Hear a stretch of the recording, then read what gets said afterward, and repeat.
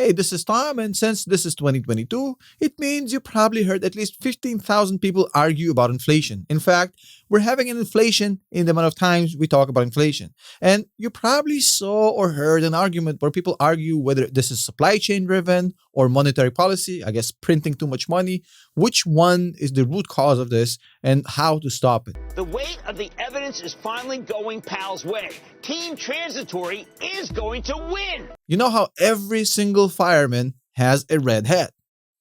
Now, can we conclude that anybody that has a red hat is also a fireman? No. The same thing has to do with the CPI, the Core Price Index, basically the main tool in which we measure inflation. It has about 69, love that number, categories of products and services which we measure to see if we actually have inflation or not. You for surely 100% will have higher CPI when you have inflation, for sure.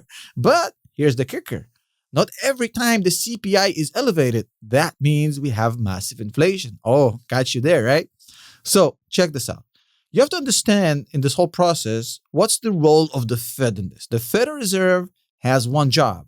It has to maintain stable pricing. It also should not intervene if you have supply chain shocks, because having the Fed intervene and change its monetary policy when you have supply chain shocks, it's literally like prescribing antibiotics to somebody who has the common flu or the cold. I mean, it's pointless and it's going to do more harm than good. And you don't want to do that. And that's why you see the Federal Reserve always react slower than necessary to inflation, because, they have to make sure before they give you antibiotics that it's absolutely necessary. And the Fed taking a lot of heat for this topic, including for myself. But, it is how the Fed runs. They have to be extra cautious before they do anything. And just the way it is. Now, the thing is, do we have actual real inflation right now, or is just some virtual supply chain issue that creates these elevated prices? Because the answer to this question basically depends whether the Fed has to raise interest rates and apply monetary policy changes or not.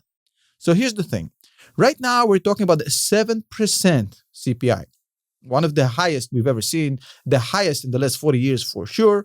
However, a lot of people will tell you, rightfully so, that certain aspects of the CPI have actually declined. For example, petroleum is down 2.2%. We have energy down almost 1%. Produced goods are pretty much zero, no raise. So there's a lot of individual factors out of the 69 different categories that are either down or completely neutral, which may point to the fact that what we have here is not real inflation. But the problem is that you can't actually see the whole picture without looking on the supply side, because every inflation is just a pricing issue. Whenever you have the price, let's say you want to buy these AirPods, right? So the price of these AirPods will be determined by how much people are willing to pay. And that is driven by supply and demand. Elevated demand, lower supply, prices go out of control. So the real question here is, what the hell is supply here and what the hell is demand in the case of inflation? Supply is basically our GDP, the gross domestic product of the US. This is the supply of goods and services we have in the market. So demand is actually how much money we have in the system. And that's the tricky part.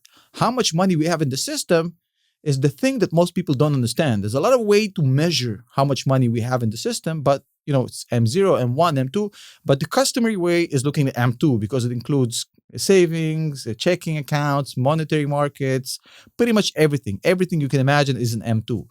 And M2, actually, we've never seen year-over-year growth at every single month over 15%. Now, granted, we've been measuring this since 1981, so it's only 40 years, but we've never seen before the pandemic over a 15% increase year-over-year in a single month.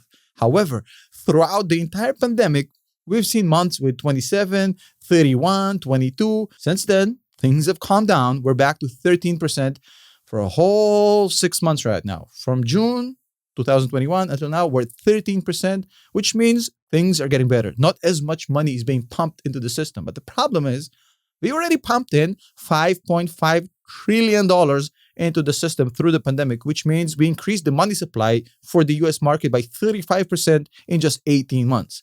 That kind of thing cannot be ignored. And that kind of thing is just proof that you just elevated the amount of demand. You put so much money into the system with zero rate interest, meaning nobody has any incentives to put the money in the savings account because you're literally getting zero. So all of this 5.5 trillion is getting spent to the dollar. And what is it getting spent on? Goods and services, meaning you create a pressure of demand of a lot of goods and services. Now, of course, 100% supply chain issues have not helped. I mean, in fact, they were the fuse that lit the fire. They were the spark that lit the fire, for sure. Without supply chain shortages, none of this happens, for sure. However, supply chain issues on their own would have never caused this.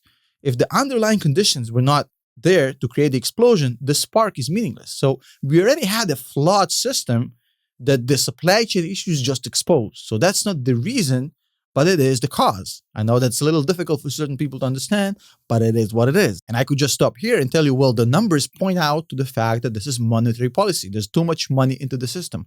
5.5 trillion that needs to be fed through the system is causing this. But that would be a bad answer.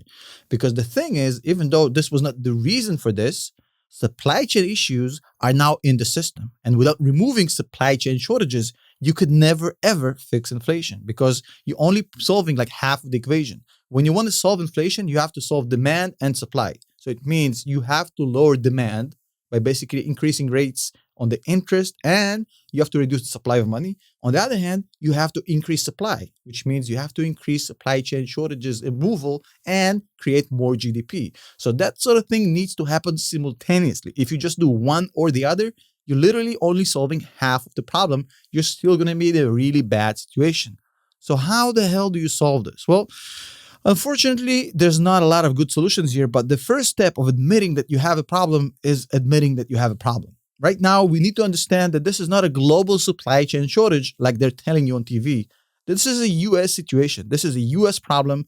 That's specifically a US thing that needs to be worked out. You have to acknowledge this before you move anything forward because there's not a lot of issues in the global supply chain. The one supply chain that's in the toilet is the supply chain between the US and China. Most of our stuff are coming from China. It's quite simple. And now, because of the money supply that caused this massive spike in demand, in fact, the CPE, the consumer price expenditures, went up by 25% since the pandemic. So now we're spending even more, buying even more shit from China. And these supply chains from China to the US are now in a state of complete collapse because of two simple reasons.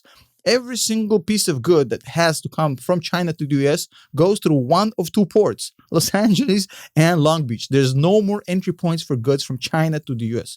Those ports have literally increased capacity of 100% in the past 20 years. They're already collapsing under the pressure. They're buckling as it is. And now you add 25% more consumption, essentially increasing a load on an overstrained system. Plus, you have COVID employee shortages. Plus, the trucking industry that serves these ports is in employee shortages. Everything is buckling under the pressure. Our own distribution system in the US, our own logistics system is causing a domestic supply chain crisis. There's no other way to say it. And this crisis is basically driving prices up on everything. So just solving the monetary issue is not going to help. You have to solve everything. So how do you solve this? Well, number one, the first part of the solution is basically reduce the money supply. You have to do this, and they've started doing this. To their Fed's credit, they've reduced the money supply. We're way, way down lower than where we were just 6 months ago. That's a good step in the right direction. The other thing is you have to increase interest rates. But to do that, and in order to do that, there's a really difficult track you have to go through because increasing rates will basically incentivize people to save more money, spend less, and then we'll have less demand. But the problem is that the US currently owes a lot of money. In fact, the current US debt is about 100% of our GDP. So that means we have to grow our GDP really, really quick in order to get out of this because otherwise we're pretty much screwed. Now, every 1% increase in interest rates will cost the US $270 billion. However, the US can actually restructure its debt from the cheap short-term debt that's sensitive to interest rate hikes to a 30-year long-term debt that is much more expensive, but it's fixed. It's 2%, it's fixed, and you're not sensitive to interest rate hikes. However, that play will cost you about $340 billion. And unless you can pay for it, you'll have to print more money, essentially going back to square one. So you have to increase GDP because if you're trying to create a situation where you're not dependent on interest rates to service your debt, You have to grow your GDP as part of the process. It's not enough to actually increase the rates and go fixed. Something has to go. Somebody has to give. And of course, you have to fix domestic supply chain issues. You have to actually reform the way the trucking industry works. You have to upgrade the US port system. They have to be overhauled. More entry points should be added. These ports have to get an upgrade. Otherwise, we're going to be stuck in this cluster freak forever. So as you can see, we don't have a wham bam, thank you grandpa solution here, but we do have a roadmap in which we can actually solve this as long as the politicians know what they're doing. Which, we have to trust on, I guess, at this point. Let's see if it happens. As always, a huge shout out to channel members and the patrons. Thank you so much. We'll see you tomorrow.